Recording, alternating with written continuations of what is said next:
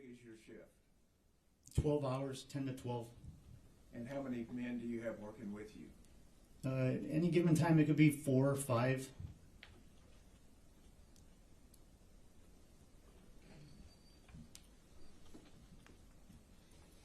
And I'll direct your attention then, if we could, go to May 24, 2022. You recall that day? Yes, sir. Were you on duty that day? I was off duty. And around 11:30, what were you doing? I had just finished up a run. I was on the way to the gym in my patrol unit. They let us take it off duty. What do you mean by I just finished up a run? I just ran. I was on the way to the gym. It was my day off. But I had my patrol unit. They let us take it to the gym. They don't pay you to work out, but they let you do it on your time off. So on your time off, you were doing running. I mean, just jogging? Is that I had done a couple miles, and I was on the way to the gym. to do weights? Yes. Okay. And did something keep you from getting to the gym? I got a text message. There's a group message with it's the sheriff, the chief, the deputies, and that's when I heard about an active shooter at, well, they said a school. I didn't know what school yet. So I turned around. You heard active shooter and you turned around? Yes, sir. Where did you point your vehicle? I was going westbound on 57 towards La Pryor. I turned eastbound, headed towards Batesville to take 117 towards Uvalde. So the active shooter, you knew it was in Uvalde? Yes, sir. And is that your jurisdiction? No. Is it your county? No. And yet you went? Yes. And how long did it take you to get there?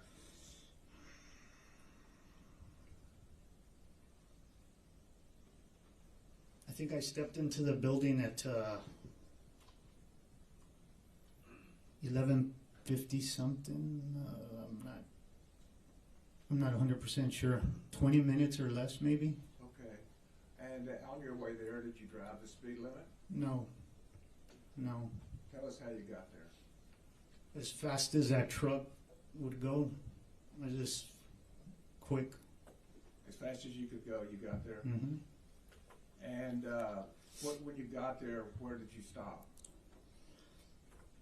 I stopped at a parking lot. I don't know if it's the northeast, to the right of a cafeteria, to get my rifle and put on a vest that I had. Okay. May I approach your honor? Yes, sir. There's a pointer right there in front of you. Take you a second to look at Geraldine Street, Rose Street, and Robb Elementary. Okay. So this would be the cafeteria? There's people right here on the end. If you could just scoot that way just a touch. I'll scoot it over. Okay. If this is going to be the cafeteria, there's a little pickup area here. I parked around this area. There should be a parking lot or something. I don't know if it's in view, but there's going to be around this area here. Just out of view by the cafeteria, there was a parking area, and that's where you parked. Yes, sir. And that's on that far bottom corner to the right, far right. Yes, sir. Thank you. How were you dressed on the way over there? I had I was wearing shorts and a t-shirt and running shoes. Okay. And so is that the same way you were dressed by the time you got there? Yes. Minus I put on a vest that I had on the seat. So when you got there, you put on a vest. Tell us about the vest. It's just bulletproof. I'm not sure if it's what the rating is, but it's all I had, so I just put it on. It's a black vest. Yes, sir. It said sheriff on it. So you don't know if it was rated for guns or for handguns or for... Not at the time, no. That's what you had, so that's what you put on. Yes, sir. Did you have anything else with you? Besides the No, vest? that was it. Phone, everything stayed in the truck. No body cam, nothing. How about helmets? No helmet. Any weapons? I had an AR rifle with I loaded maybe 12, 13 rounds in there. And did you take that with you? Yes, sir. What did you do? I see some parents, I believe those parents approaching from the right into the parking lot. There's two BP agents. Looks like they're taking cover. They have their rifles out. So as I see the parents approaching, I load real quick, get out. Then I ask where the shooter's at. He looks a little confused, but points somewhat in the direction of the main building he was at. So I run towards the cafeteria. I know there's a gate there. I picked my kid up there. I know the school. I just didn't know the name at the time. Let me stop there for a second. You said you picked your kid up there? Yeah, I picked my daughter up. Right there on the side of the cafeteria, there's a little driveway you pick up the kids. So I picked her up there before I know where the main office is at and the cafeteria. Other than that, I just know that location. So was she going to school there that day? Yes. Okay. So then what happened? So I know there's a gate right there to the cafeteria, so I make my way to the gate. There's a school, I think it was a school officer coming out. I think it was Mike Hernandez. He has something in his hand. He's walking away and ask him where the shooter's at. And same thing, he looks kind of confused, points. So I go past him. There's a parallel buildings after the cafeteria. Behind it, you have those parallel buildings and the main building. So I run in between those buildings. I think I don't know if it was county or those two officers. Same thing, I ask where the shooter's at, and they point towards the main building. Like, I don't know the direction. They say, be careful, he's shooting out of the window. So I make my way past that, and then next thing I know, I'm in the building. I don't remember if there was somebody at the door or not. And from there, I just remember linking up with Gonzales and whatever officers were there, pointing their barrels down the hall. Okay.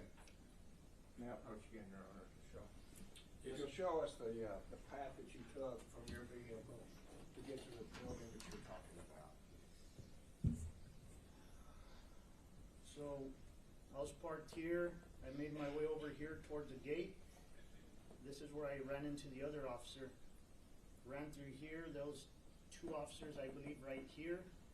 Then I made my way into the building right here. These are the windows they were talking about that he was shooting out of. Where were the officers when they told you, be careful, he's shooting out the windows? Somewhere right around here. And did they point to the windows they were talking about? Yes, it was going to be these windows here. Okay.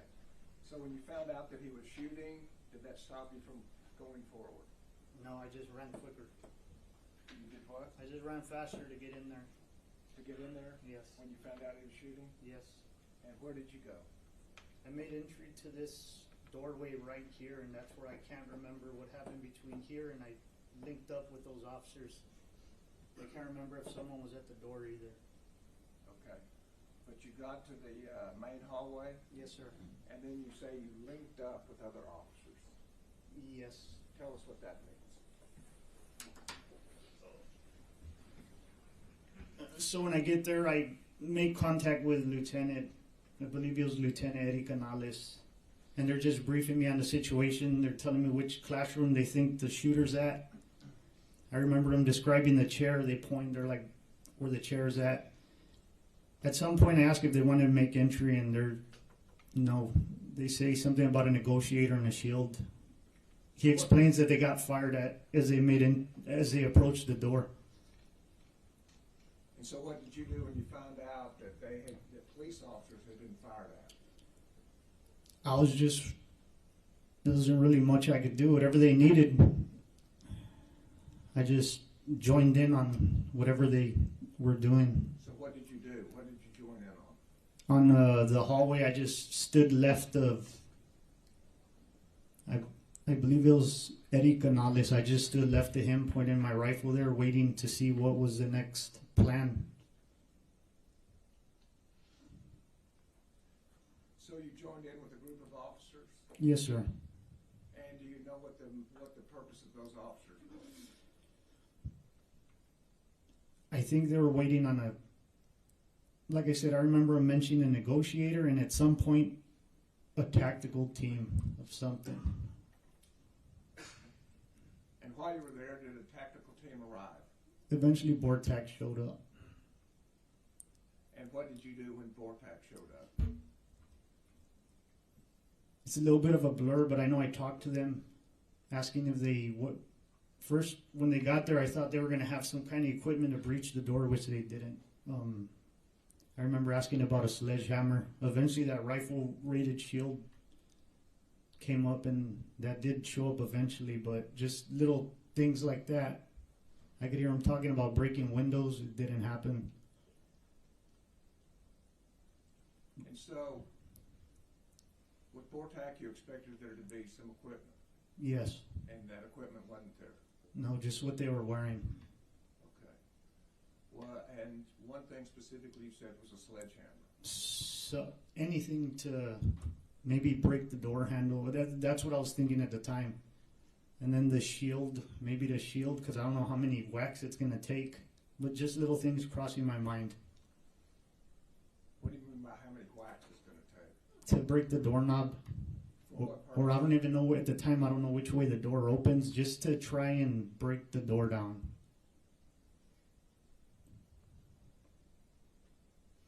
And how long did you wait there? I know I ended up leaving to make a call. I was still trying to find out where Ava was, if she was okay. And Ava, what grade was she in? I think it was second grade. And who did you call? My ex-wife. And did you get her? Not that time. On the way to the school, I had made contact, but she didn't know anything where she was at. She might have been at the school at that time, or by the time I got there. So you didn't know the condition or situation that your daughter may be in? No. And as you're standing in that line, what's going on in your mind? I don't know if she's in there.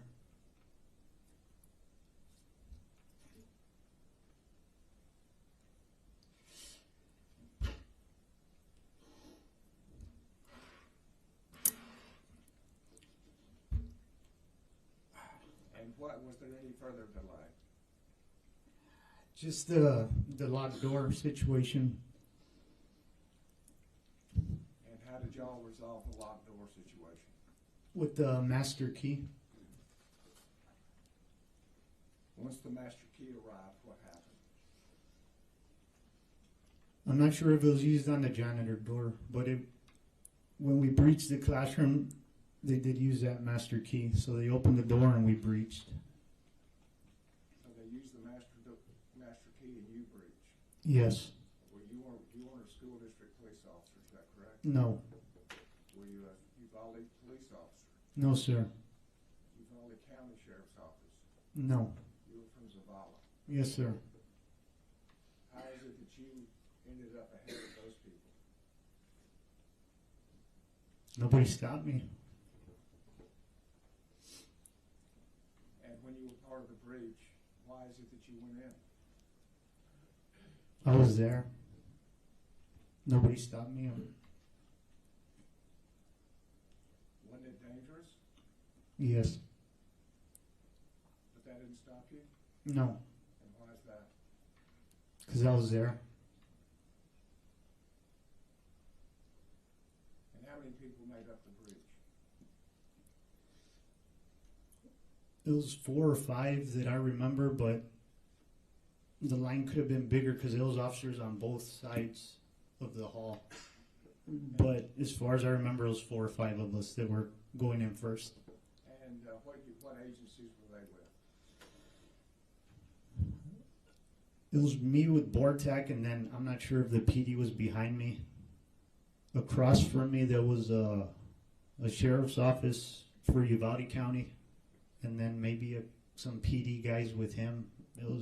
Everybody was there. But no school district police officer? I don't know. Okay. And so tell us how you breached.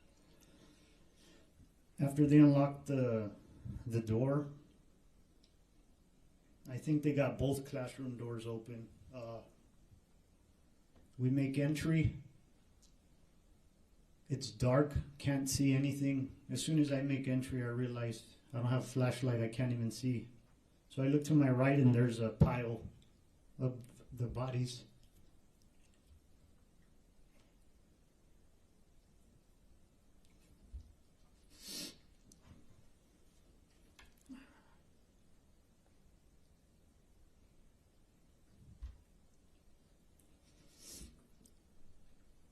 expecting to get shot. Excuse me? I was expecting to get shot.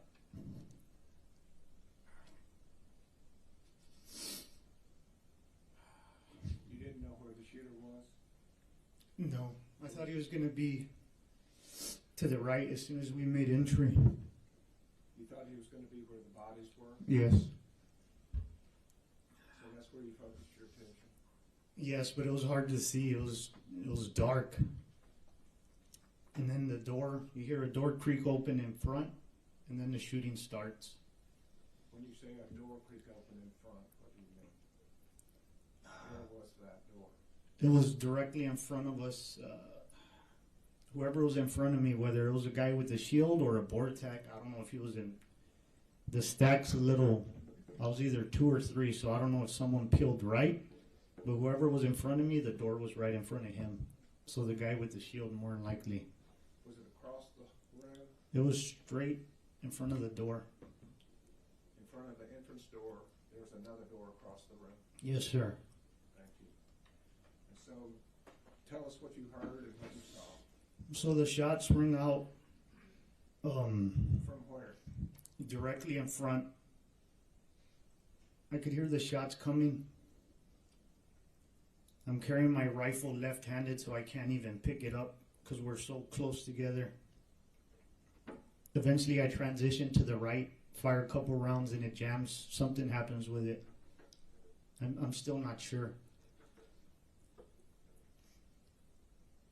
It felt like a long time. I know the video's fast, but it felt like a long time. Eventually, shooting happens behind me, and then it's over. And in front of me, there's someone with long hair face down, and I think I thought it was a teacher at first because he had long hair. They flip him over, and I could tell it's the shooter. He's in all black. We still have a classroom to the left. So me and another officer peel that way. And I look down. You say that way to the left? Yeah, we turned to the left to go into the second classroom, and I look down, and there's a little boy. And his shin looks pretty big. He looks older than my daughter.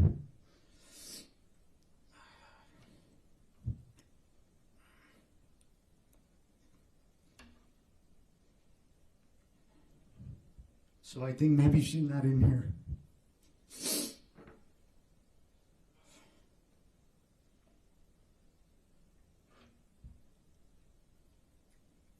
And then in front of me, there's a girl with a pink dress. And I thought I saw her stomach move. Like she took a breath and held it, I'm not sure. And I asked the guy to my left, did you see her breathe? But at this time, it makes sense now. I'm not getting responses, but I have a gas mask on. I don't know if he answered me or not. But right after seeing hers, when all the chaos in there started, the desks being pushed everywhere, screaming, I got out of there at that point. Once they flooded the classroom, I left to look for my daughter. I didn't want to look in there, see her in there. So you took care of the shooter, and then you went to look for your daughter? Yes, sir. Mr. Turner, microphone. I'm sorry, I moved away from the mic. And where did you look for your daughter? From where I parked to the east of that towards Highway 83, there was a little field there. Somewhere along the way, I got info that there was kids there, like a staging area. So I made it there, looked for Ava. She wasn't there. The superintendent, Dr. Harold, was there. There was a teacher there, a teacher aide, and I asked for Ava, and she said she's at the Civic Center. So I felt a little relieved, and I asked her, you saw her get on the bus? And she says, no, and it makes me mad.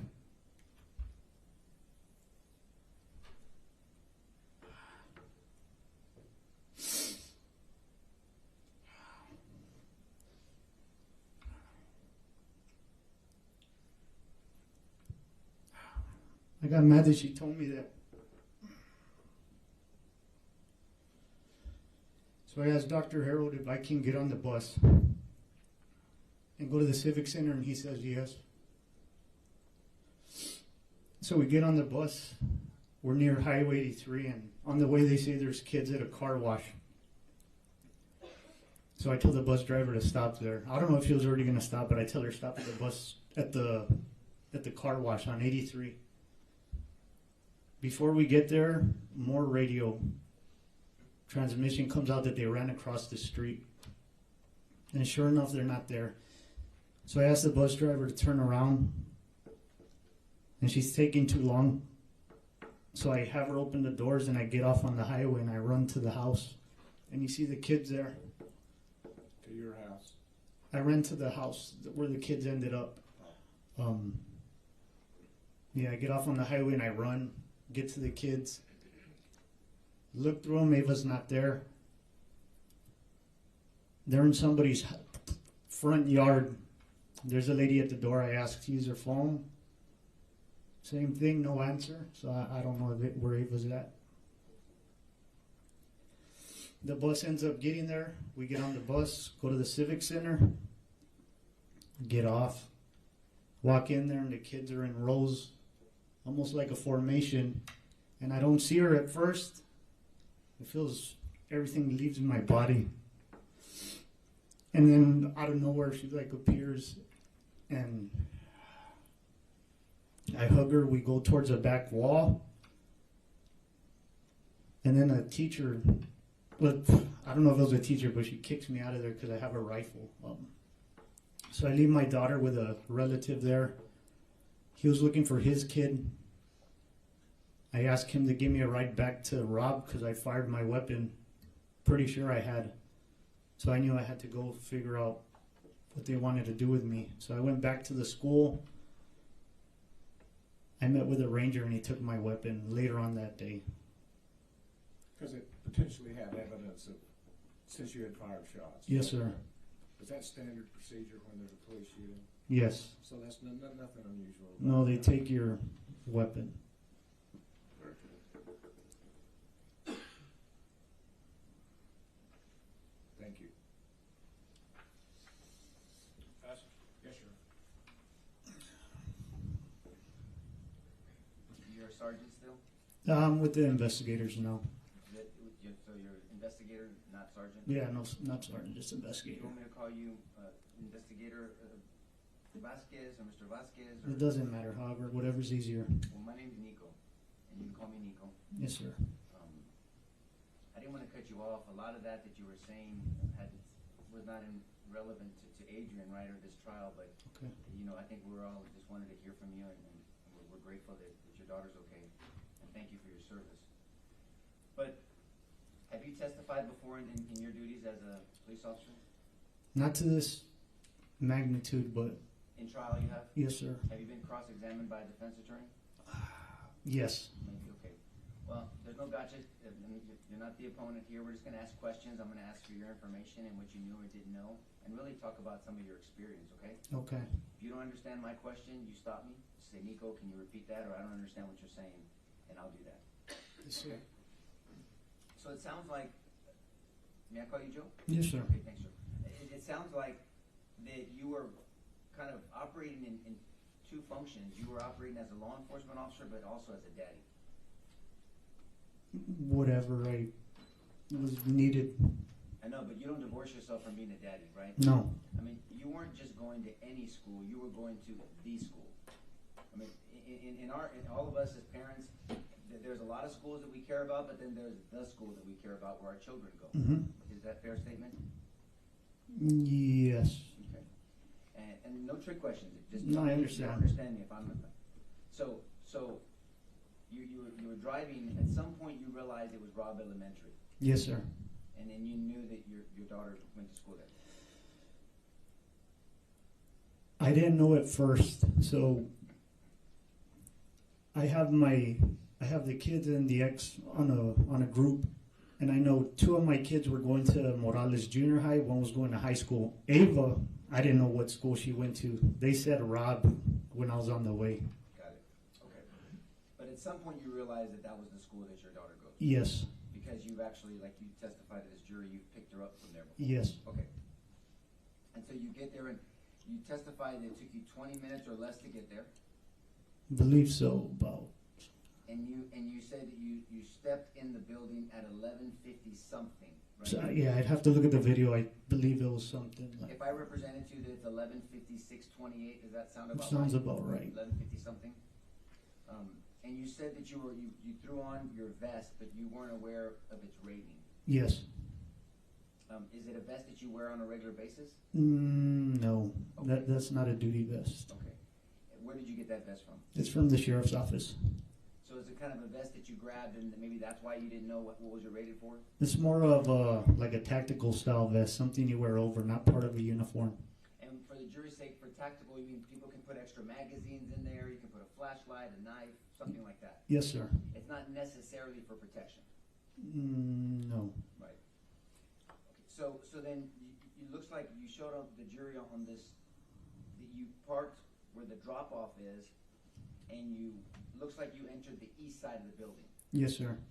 You know now that there's a north side, there's a west side where this animal entered the building, right? This shooter. Yes. And then there's the south side, and then you entered the east side. Correct? Yes, sir. And so, as you were going by, you testified, it caught my attention. You said that there were officers, even when you first got there, they were taking cover. Yeah, it was Border Patrol agents. They were taking cover that far away? Yeah, there were. It's a parking lot, Right. so there's a drop-off area where you pick up the kids. The parking lot. Yes, sir. Yeah, I've been there. And so, but my point is, that's still some distance from the building. Oh, yes, sir. And they still felt the need tactically to take some cover. Yes, sir.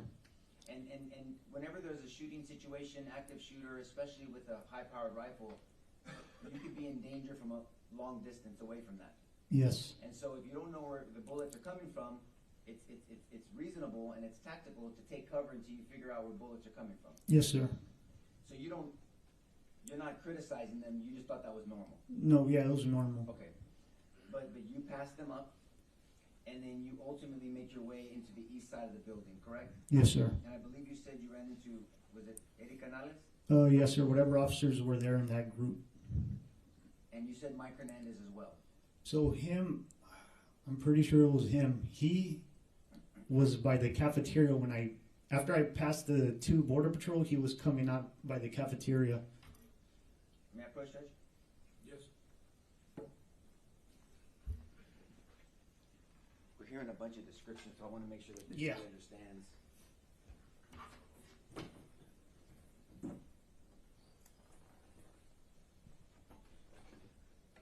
You understand what this is, what I'm talking about? Can you show us what we're against, for clarity? So this is the pickup area. I parked here. I believe if it was Mike, it was somewhere around this area. And what was he doing? I'm not sure. He was walking out. I don't know if he had keys in his hand or something. He was doing something. I don't know what, but he was walking. So you're walking this way and he's walking opposite? Yes, sir. Okay.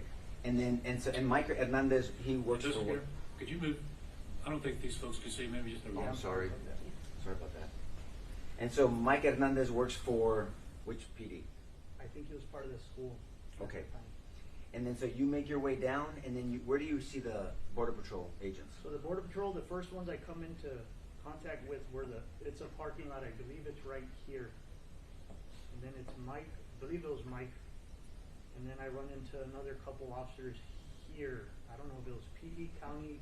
I don't think it was Border Patrol. And for the record, you're pointing out the Border Patrol agents were kind of parallel or side to the drop-off area on the entrance. This is really the entrance of the school, right? Yes. It's really it's east facing, but it's the entrance to the school, right? Yes, sir. And the Border Patrol agents reasonably and tactically were taking cover over here. Yes. You later knew that the shooting happened here, but they were taking cover over here. Yes, sir. Okay. And so then you make your way down, and then you enter through the east side of the building. Yes, sir. Okay. And then now that you passed Mike Hernandez and you passed the Border Patrol agents, now you come in contact with Eddie Canales? Yes, sir. And who does Eddie Canales work for? Uvalde PD. Uvalde PD. That's different than the school district, right? Yes, sir. Okay. And does he have rank with UPD? I think he was a lieutenant at the time. So Eddie Canales, and is he briefing you about what happened? Yes. Okay, you can have a seat, I'm sorry.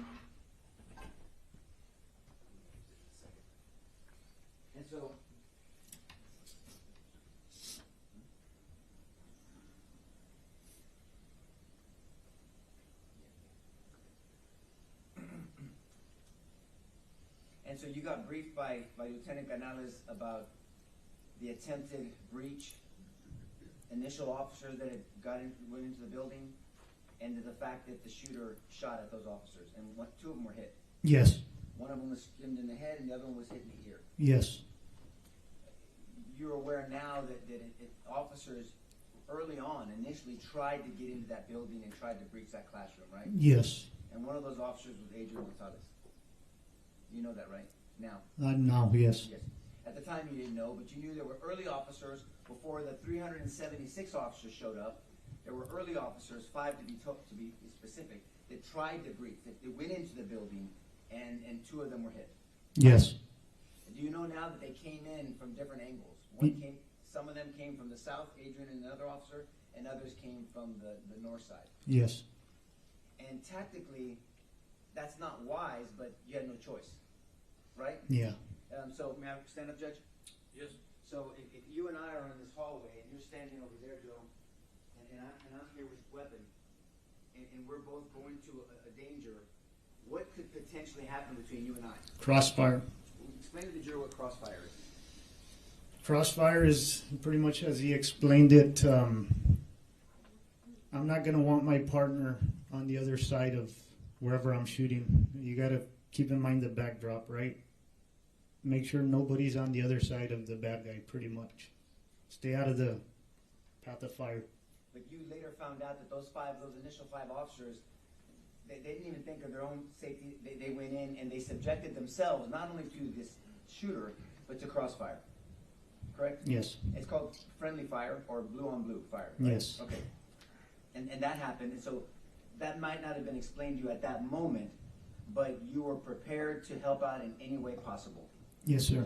And by the time you showed up at 11:56:28 roughly, there were numerous officers there. Yes, I'm not sure of the number, but those officers. Did you later find out that there were 376 total officers there? Yes.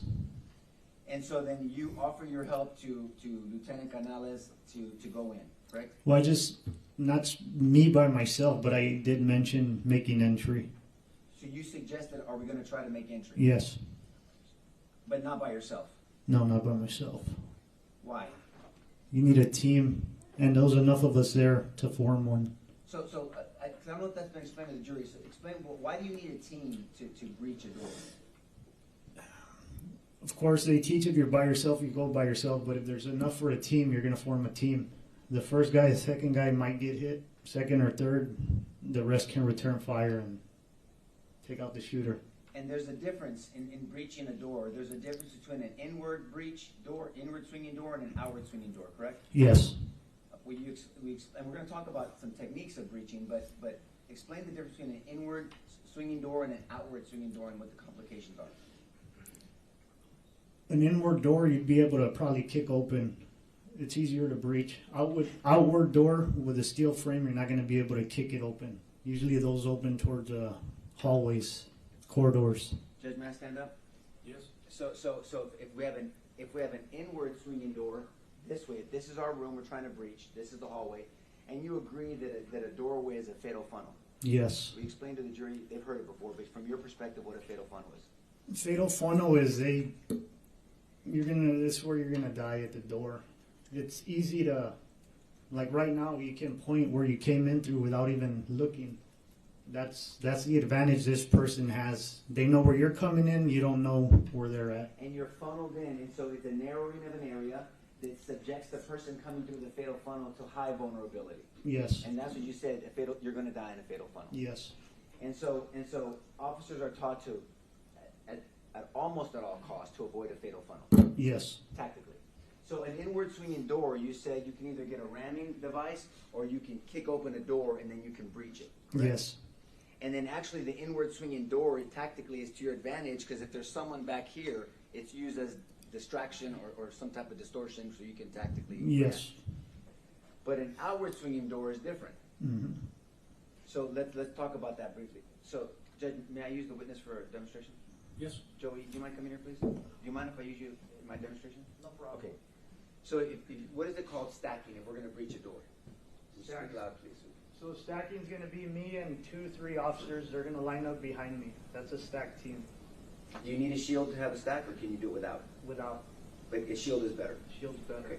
And so if you breach an inward swinging door, you go where you need to go and tell me where I need to go, because there's corners, and then you don't know where the thread is, right? Yeah, well, it depends. If it's without a shield, you're probably gonna have the second guy peel right. The second guy's gonna do the opposite of the first guy. Okay, so let's go. So you go first, and so peeling right would be, as you go in, I would peel to this corner, correct? Yes, sir. And then I would clear the corner, you would clear the corner, and we would try to see where this thread is. Yes, sir.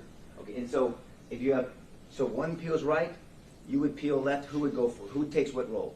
So if, like I said, if it's somebody with a shield, you might stay behind the shield. Especially if you're gonna get fired at, you're not gonna really be able to peel away. So your cover's gonna be behind that shield, and hopefully he takes care of it. And so the shield person, depending on the rating, and there's different rated shields, right? There's one for handgun and there's one for long rifle. Yes, The one for long rifle is much heavier, yes. right? And so usually the person covered with the shield, and then is it called the stick, the stack? Is it called kind of a stick sometimes, slang? And so people are back here, the person with the shield, and the person holding the shield, that's their duty. They don't have a gun, they're holding that shield. Well, yeah, it depends on the training, but there's some Right. that he's gonna be in charge, he's gonna be point, and his weapon's gonna be out. Like if it's a haul, then the other guys will pop out, but it's different tactics. And so different people have different opinions about tactics, right? Yeah. Can we talk about an outward swinging door? Yes. Okay, can we use, Judge, may we use the jury room for a second? Just the door, we're not going in. Yeah, I mean, they can see. Can you guys see? Okay, so this is an outward swinging door, right? Yes. And will you explain, if you can, I know that the juror's behind you, can you stand where I'm at so they can see you? Explain what the complications are to an outward swinging door in a breach. So the outward, like I said, this is something you're not gonna be able to kick in. If you don't have a pry tool or something, you're not gonna open that door. Okay, you mentioned something, so explain to the jury what tools are needed for an outward swinging breach. You said a pry tool, what else? What is that exactly? Why don't you explain what that is? So a pry tool is something you're gonna jam in there, usually like a Halligan, but you're gonna need a sledgehammer to wedge it in there and pry it open. So one step at a time. So a Halligan tool has two sides to it, right? One of them looks like a pick and the other one looks like a pointy thing. And so you get this Halligan, some people say hooligan, right? Yeah. A Halligan tool, you put it in there and you're gonna want a sledgehammer or some type of battering ram to jam it in. Yes, sir. Right? Now the threat on the inside, as you're making all this noise, there's someone on the inside, if they have bad intentions, they can be shooting at you through that door. Yes, Or they can be attacking you, whether it's one or more attackers, correct? yes. Okay, so you need the Halligan tool, and then you need a sledgehammer as well. Yes. Then what happens once you do that? Is somebody covering you? Is there a shield? Or there's people at the door trying to wait for? Yeah, you're gonna have some people lined up with you. Hopefully, they're gonna make entry once you pop the door open. Who's responsible for opening the door? Whoever has a Halligan tool, it could be the point guy. So I'm positioned here, you're positioned there. Hopefully there's a shield in front of me, but this person's vulnerable. Slam, slam, slam, break the lock, and then I pull and I open up this way, and then you guys Yes. breach. And then is it the same peel off right and left? Pretty much depending on the layout of the room. But now that shield has to be first. Yes. Thank you, sir. So is it fair to say there's much more complication to an outward swinging door? Yes, sir. Do you know, I think you mentioned that they did not have the tools needed? No. Did you later find out that they were working on getting the tools? I remember somebody saying I have a sledgehammer in the bed of my truck, something like that, and they went to get one. I don't know. It might have been Vortec.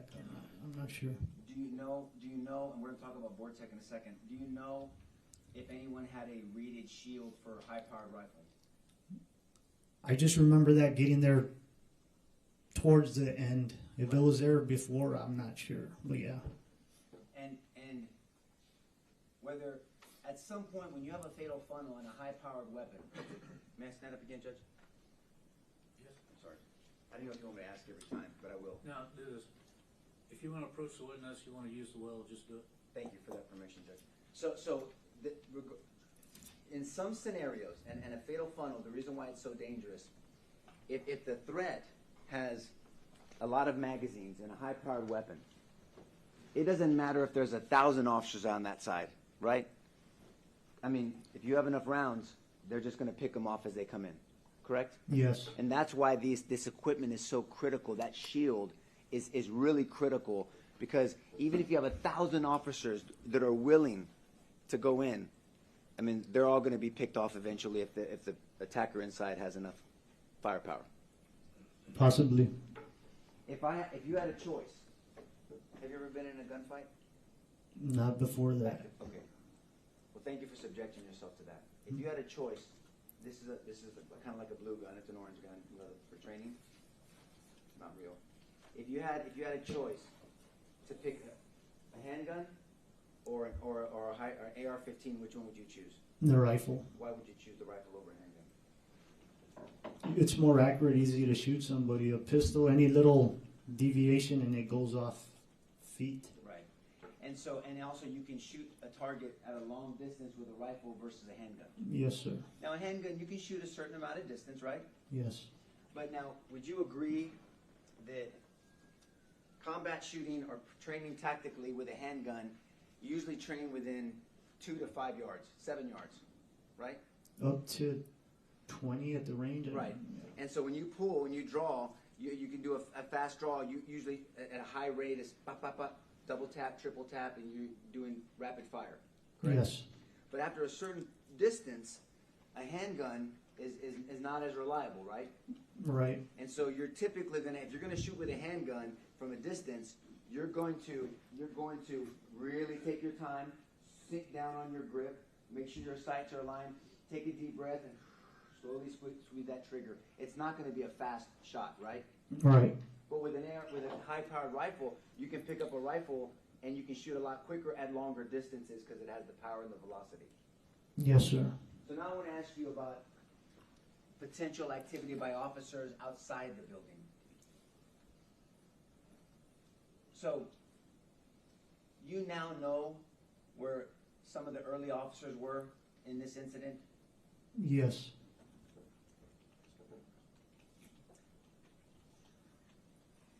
And just really quick before we get to this part, the breach to that door was at 12:50, correct? Yes. It was almost an hour after Yes. you guys, everyone got there. Yes. Okay. And that wasn't your decision, by the way. No. I'm going to direct your attention to Defense Exhibit 10. So, are you orienting yourself now? This is Robb Elementary. Oh, yeah. Yeah. Geraldine, right? Groves over there, and this is the east entrance is over here. West entrance where the shooter came in. South entrance. Yes, sir. You now know that Adrian Gonzales drove all the way into this incident early on, and the jury will hear about the dispatch later. And he was parked over here. Do you know that now? Are you telling, well, now?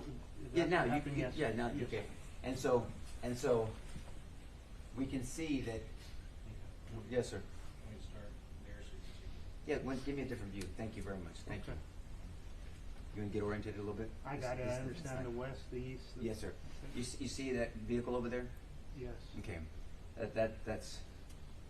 Excuse me.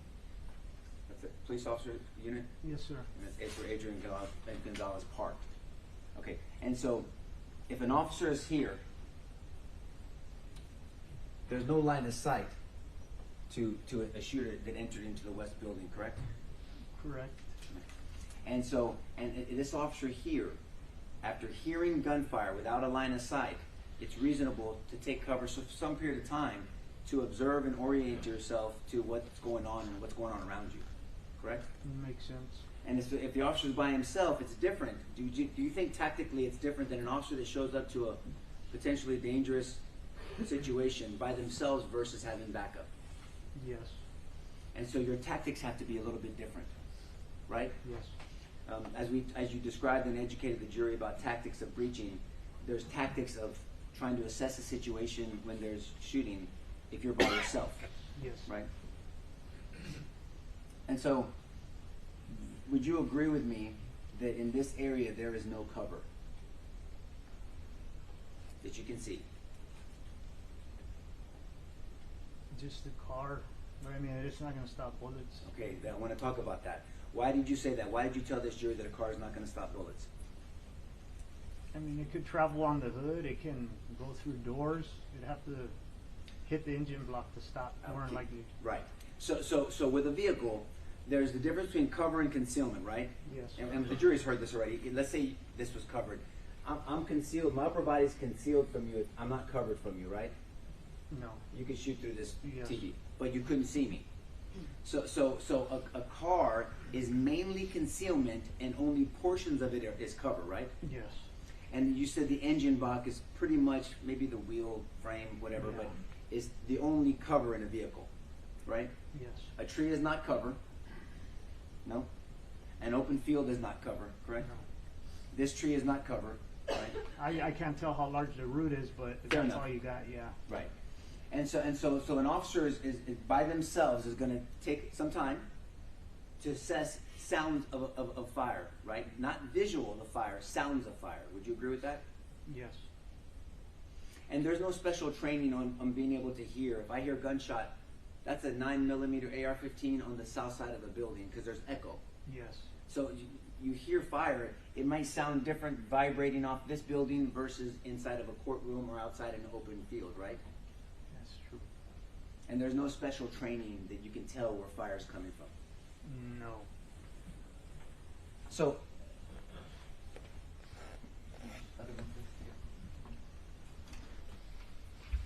there it is.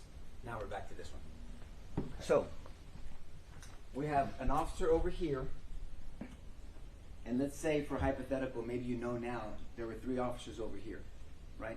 Okay. And that these 3 officers arrived 24, 25 seconds after Adrian to the scene. Would you agree that these 3 officers have a different line of sight to the west side of the building than Adrian over there in this southeast corner? Yes. Line of sight meaning that I can get a visual. Like I can see the person at the back, even though I have my glasses on, the person at the back of the courtroom, I have line of sight to the gentleman at the back of the courtroom, right? Yes. These officers potentially, you may or may not have personal knowledge, have line of sight to the west side of the building, right? Yes. And if an officer had a long rifle, a long gun on this side of the building, that would be a weapon that would be more suitable to making that shot than a handgun. Yes. And if those officers thought they were undertaking fire, then they know that there's a threat from this individual on the west side of the building. If they're taking fire? If they thought they were taking fire. Oh yeah, then they, yes. Would it be reasonable for these officers to think they're taking fire even though there would be no evidence of them taking fire? Could it be reasonable? Maybe If they're hearing gunshots coming from directly in front of them? Yes, sir. Yes. I'd wonder if I'm getting shot at. Okay. What would verify that for you? If you're taking fire, you're wondering if you're being shot at, but then at some point, what would verify that to you? Someone with a gun? Maybe you'd hear or you'd see the Oh bullets? yeah, if bullets are bouncing off the road or Right. either that or you see somebody with a gun, then you know. And are officers trained to ask for permission before they need to shoot? I don't know of any. No, I've never. So if one of these 3 officers says, I see him, can I shoot? He didn't have to ask to shoot. No, you don't ask for permission. Well, I don't know what the policies are with whoever that was. Let's just talk about the law. Yeah, There's a difference between law and policies, right? Yes, sir. Under Chapter 931 and 932 of the Penal Code, you have a right, every citizen, including officers, have a right to self-defense and defense of a third person, correct? Yes, sir. If somebody, and this applies to everyday citizens as well, if somebody is is carrying a weapon and they see someone being attacked with deadly force, I don't need to ask permission to use deadly force to stop the use of deadly force against that third person. No, you don't. And so if this officer felt they were being shot at, saw an individual with a weapon, and had the time to ask for permission to shoot, that officer didn't have to ask for permission to shoot. I wouldn't. He didn't have to ask. And you wouldn't have asked for permission No. to shoot. And you know that because you have training and experience. If you felt you were being fired upon and you saw someone on the west side of a school building and you heard through dispatch that there was someone at the school with a gun, discharging the gun, and you heard those discharges thinking you were part of the subject, you would take that AR-15 and you would put rounds downfield, right? I wasn't there, but I have to believe I would. That's such an honest answer. Thank you for that. Only one other officer answered that way. Everybody else answered like if they knew they were going to do something. Thank you for saying it that way. You would like to believe that you would put rounds downfield to try to stop that attacker from going in that school. Yes, sir. But there's nothing legally that would have stopped one of these three officers from doing that, right? No. Let's say that they didn't shoot that officer. That officer did not discharge that weapon. And this, as we know, this animal made it into this door. Do you have any knowledge of school policies of whether that door should have been locked? So the chief, Arredondo, the town that I live in, Batesville, it has a school district that's part of Uvalde, and Yes, sir. and we had done a walkthrough where he walked us through the campus and he showed us that the doors were locked. So I would have assumed that They should have been locked. they should have been And locked. so other officers would have assumed that as well, maybe? Yes. Right? Okay. But this door should have been locked. All school doors should be locked. Right? Yes. But if, for some reason, if these three officers saw this shooter get into this door, in your training experience, you would agree that those officers should have driven to that west side door and breached and gone into that door following this shooter, right? If they saw someone with a gun going in there, yes. Would it make any sense to you, practically, legally, tactically, why they would drive all the way around to this side of the building and enter the other way? Does that make any sense? No.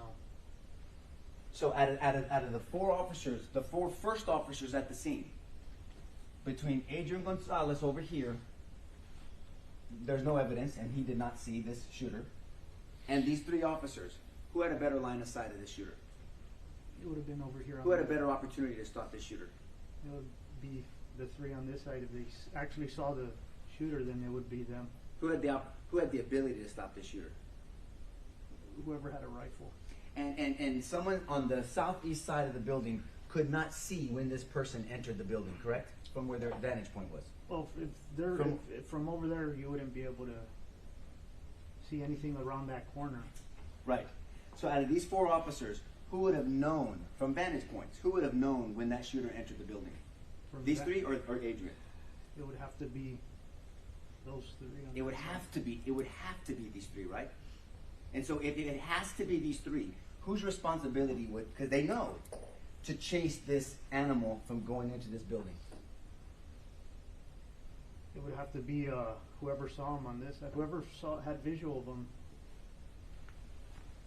And you can't. Can you think of any reason why they wouldn't run and chase into this west building? Can you think of any reason why they wouldn't do that? Tactically. I don't know. I don't either.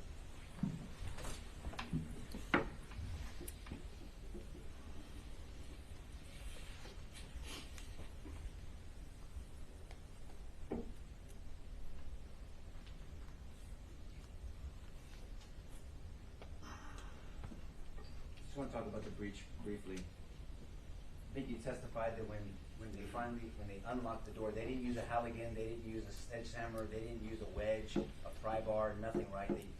They got a key. Yes, sir. And do you know now that Adrian Gonzales is the one that found the key for them? No, I didn't know that. Okay, so they finally got the key, and then they open this door and they breach. And when you guys come in, the shield takes fire. Right? Yes. Because actually somebody in the back of the stick, the back of the stack, takes a graze to his head. Yeah. And then they return fire and they send that son of a bitch to hell, right? Yes, sir. That's a witness.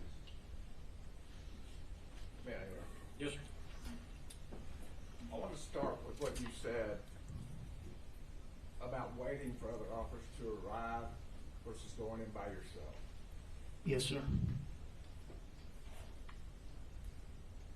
What is your training if you're by yourself and you hear an active shooter? Stop the killing. We're going by alerts training. It's stop the killing. Do you wait for 3.5 minutes? No. What do you do when you hear the gunfire? Approach it. Stop it. Approach the gunfire and stop the gunfire. Yes, sir. That's pretty standard police work. Is that correct? Yes, sir. Nothing new about that. No. And so if you just hear the gunfire, but you can't see the gunfire, what do you do? Can you see that? Yeah, that's- If you hear the gunfire but don't see the gunfire, what do you do? Try to assess situation, see if you're getting shot at, or if somebody else is getting shot at. And if there's shots and they're not at you, what do you do? Look for where they're coming from. And how do you look for where they're coming from? Take off in any direction where you think it might originate from. And that can be from the sound of the shots fired. Yes, sir. When you got to Uvalde, how did you find out where the shooter was? Just by asking. And you followed the direction from the people you talked to? Yes, sir. And did it take you 3.5 minutes after being told where the shooter was for you to act? No. Did you stand there for 3.5 minutes trying to decide if I should go forward? No. What did you do? I just ran wherever they told me he was at until I met with the other officers. Even though it could be dangerous for you? Yes, sir.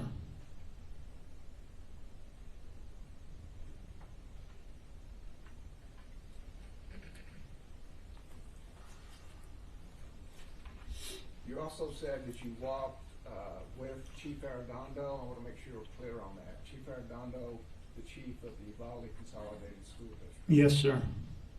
The chief of the school district where this happened. Yes, sir. And why were you with him? So the town I live at, that school is part of Uvalde School District. He was a fairly new chief at the time, and I'm not sure if we reached out to him, he reached out to us, but we were going to do a school walkthrough so the deputies could become familiar with that school. So we did a walkthrough. I'm not sure if it was a year before that, months, but it was shortly after he was hired, and that's where we went through, and he checked all the doors. Not every single one, but every door he checked was locked. And what was his response to that? He was proud. He was the security for the school. Yes. And he was proud that his people did as he, the security chief, had said. Yes. And when you say you wanted to be familiar with the school, tell me about that. Well, I was familiar with the school. I grew up there, so unless they renovated, added an extra room, other than that, I knew the whole layout. But the other deputies, they needed to become familiar with it. So before something horrible happens in a school, the people that are going to be in charge of responding to it go familiarize themselves with the layout of the school. Yes, sir. Because that school don't have security. There's no campus police there, or wasn't at the time. But if there were campus police, you would expect them to get familiar with the school before something horrible happened. Yes. That's consistent with what police work is all about, right? Yes, sir. And did you know Adrian Gonzales? I don't know if he recognizes me, but I mean, I know that he worked at the PD, and I remember he worked at one of my kids' daycares. Okay. And did you see him in the hallway that day? No, I don't remember anybody on the other side. And if you hear gunfire and you're by yourself, what do?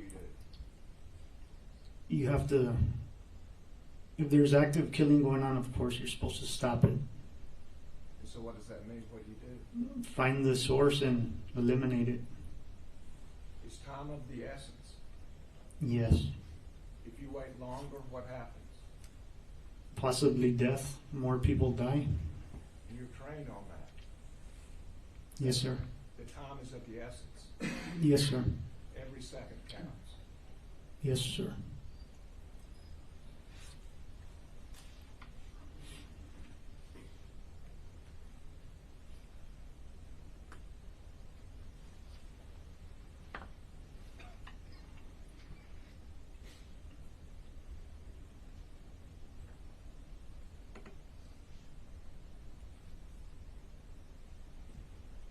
And because you've been trained, and the defense has sponsored you on that issue,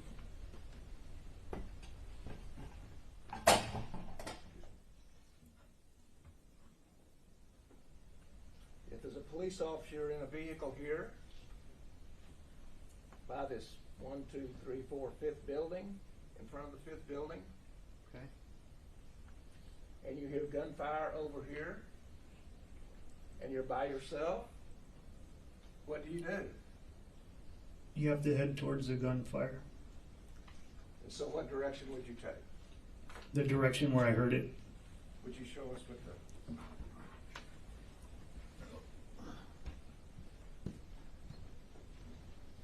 So it depends where I would have heard it. If I heard it over here, I'd go over there. If I heard it on this side, I'd make my way this way.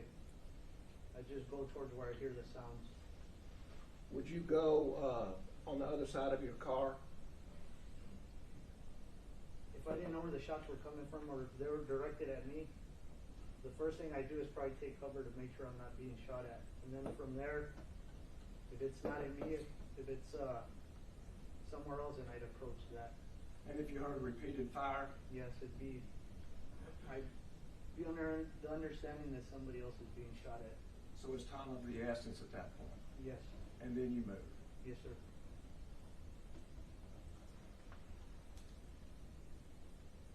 And if you're alone? Same thing. Take cover if I think I'm getting shot at. If I realize it's someone else being shot at, approach that area. And if you believe the shots are coming from the teacher's parking lot and you start here, what happens? I mean, is this building covered for you at that point? It's brick, yes. If it's brick, it is covered. But what happens as you get to the end, to the edge? There's something in the way, so you'd have to stand far away from it to get a pretty good view. But you just pine around here and see what you see. And if you see the shooter, what do you do? Eliminate them, shoot them, whatever you can do. And if you have a handgun? That's all you have, you use it. Preferably you want to get close enough so you don't miss, but you use what you have. What if he has a rifle? I try to get close to something as I shot to get stable. But you would still shoot, Yes, even if you had a handgun and you knew he had a rifle. yes. Especially if there's other officers over here, they'd probably follow suit if I started firing, and maybe they'd have a better chance. And you might be able to distract him. Yes, suppress something. And fire, you could delay, Yes, even if you missed. yes, Is that correct? yes, sir. So just engage. You would engage. If I see someone with a gun as I cross that corner right there, yes, I have to. And would you distract Either or delay yes, or eliminate? yes, But you do what you could do to do one of those things. yes, sir. And do you know how full the parking lot was that day? With cars? I made it out after, I didn't come out of there till it was over, so 12:51, 52. By then it was flooded with everybody. So I don't know before how many cars were there. Thank you.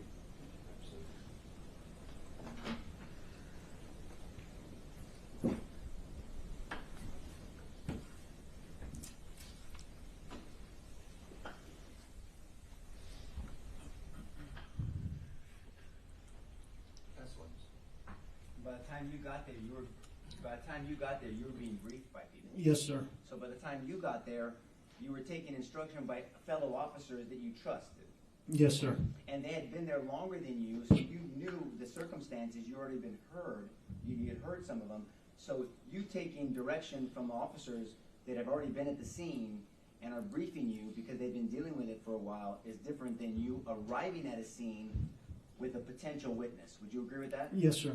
So the first officer that showed up, if there's a witness there with him on the southeast side of the corner, and that witness could be hysterical, you don't just take directions from a potentially hysterical witness, do you?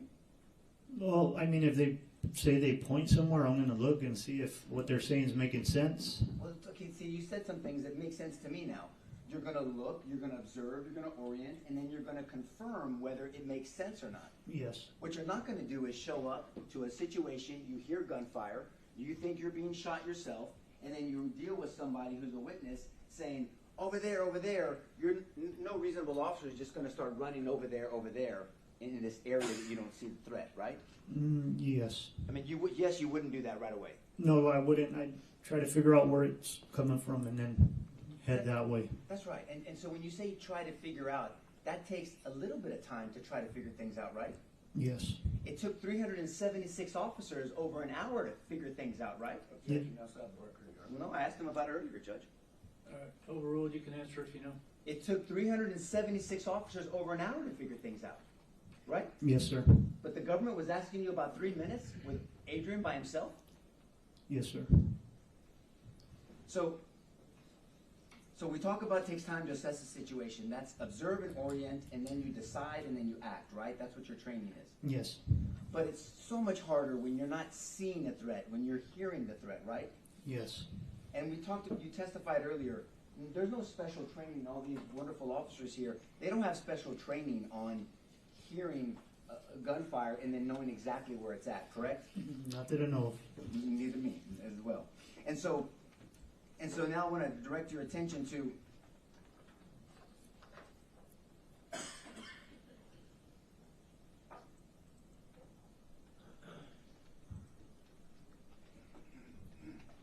So I want to talk to you about what that you know now, maybe what Adrian did. They were looking for a master map, a layout of the school, correct? Yes. Because you said you were familiar with the school because of your daughter being there.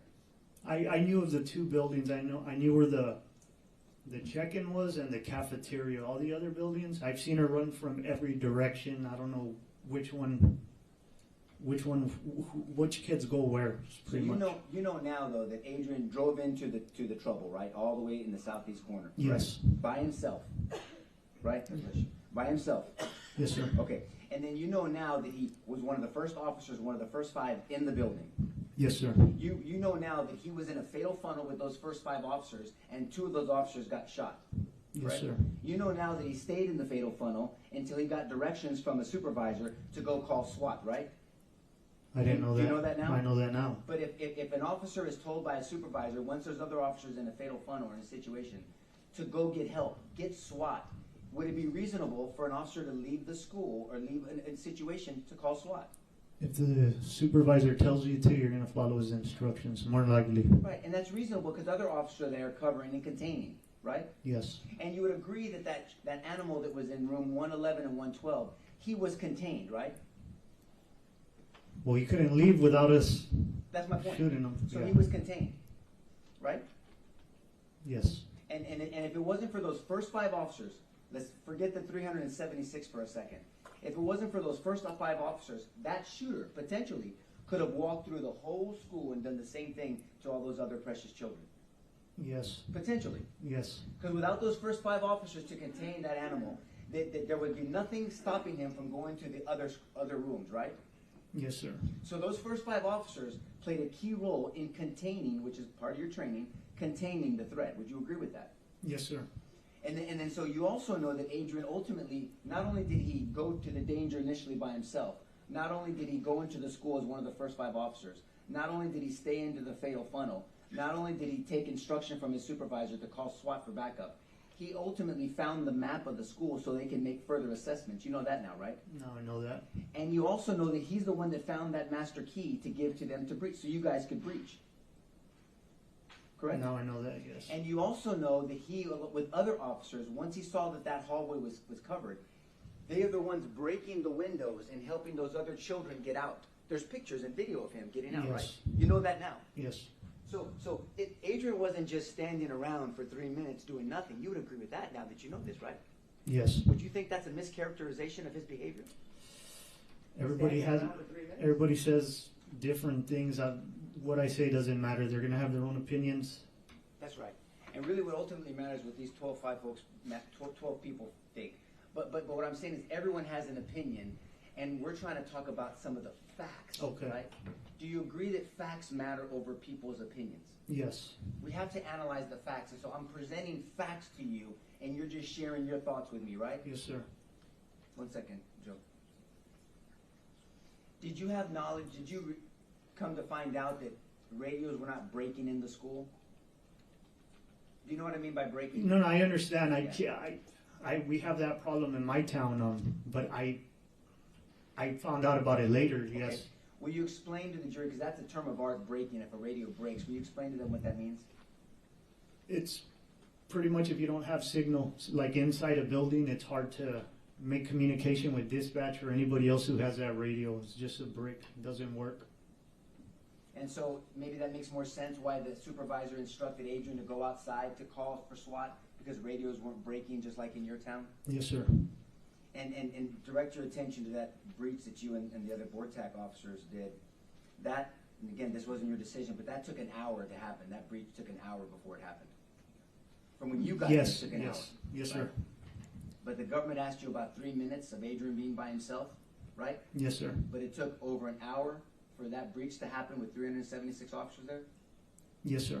That's the witness, Judge. Yeah, okay. Yes.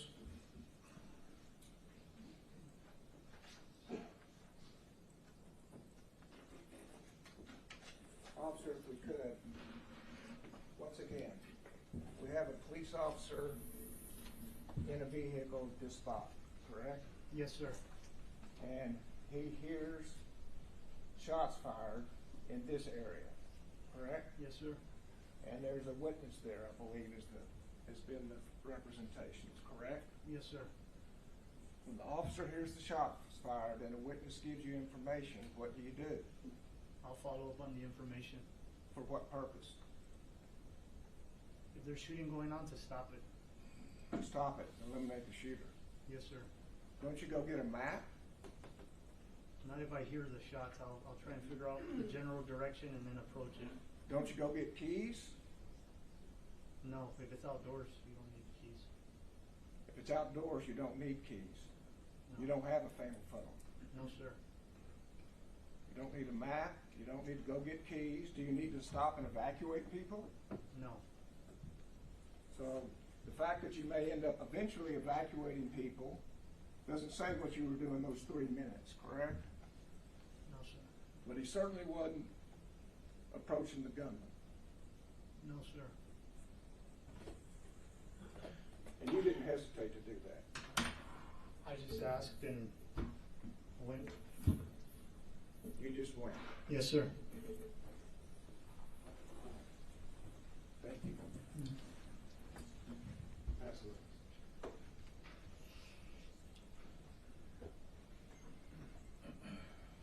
You asked about there's no fatal funnel outside, right? Yes, sir. You ever heard of a fatal field?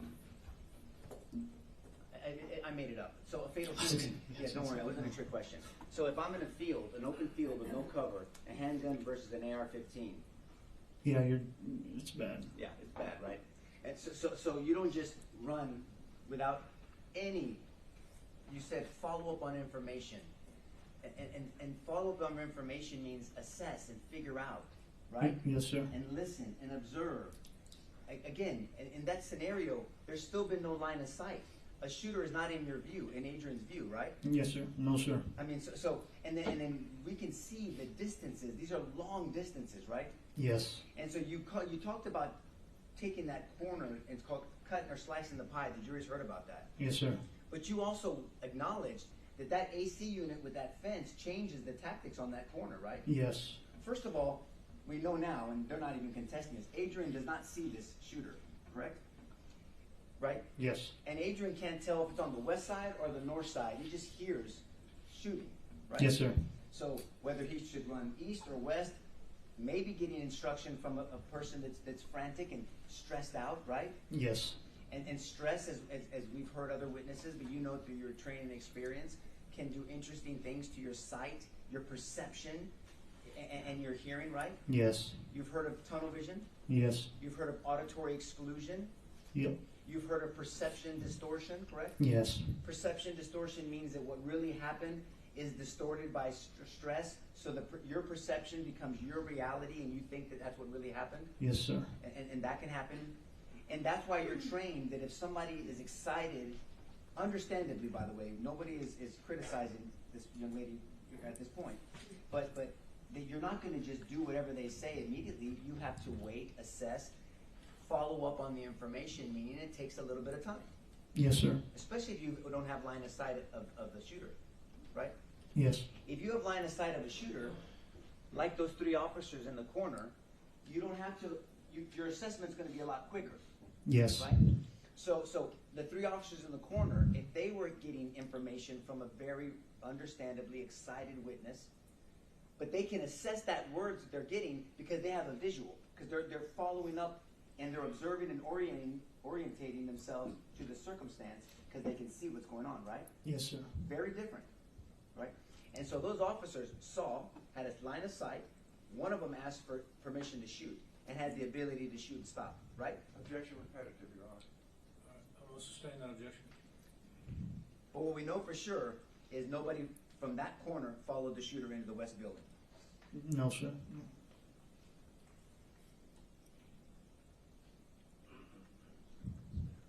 What else we got from this witness? No, Your Honor. Well, do one, That's what check I'm one asking. thing, Judge. Yes, sir.